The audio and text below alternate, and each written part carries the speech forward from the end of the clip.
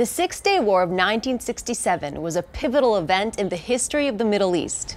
In the weeks leading up to the war, 4 Arab armies gathered near Israel's borders, openly threatening the annihilation of the Jewish state. Yet in only 6 days, Israel pushed these armies back and captured new territory that made it much less vulnerable to future attacks. After the war, Israel offered to trade much of this land for peace with the Arab countries, but they refused to negotiate peace with Israel.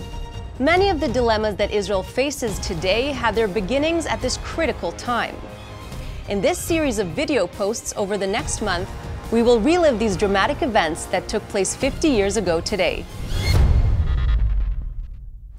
In May of 1967, Israel stood in a precarious position. It was not the strong country that it is today.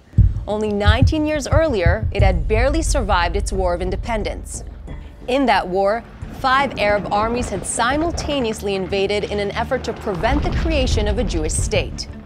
Yet the Israelis fought back and were able to reclaim sovereignty over their ancient homeland, establishing a nation-state for the Jewish people after 2,000 years of exile and periods of persecution.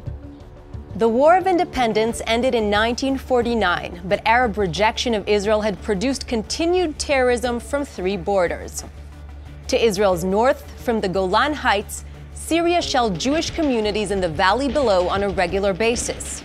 In the south and east, Arab terrorists from the Egyptian-controlled Gaza Strip and the Jordanian-controlled West Bank regularly infiltrated across the border, carrying out attacks against civilians and killing over 400 Israelis over the course of 19 years.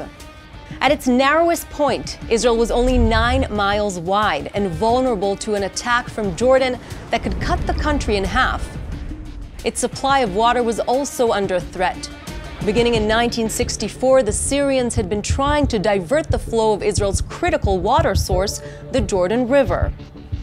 On May 11th, after a series of terrorist attacks, UN Secretary General Uthand stated that attacks on Israel were, quote, deplorable, insidious, contrary to the letter and spirit of the armistice agreements, and menaces to peace in the area.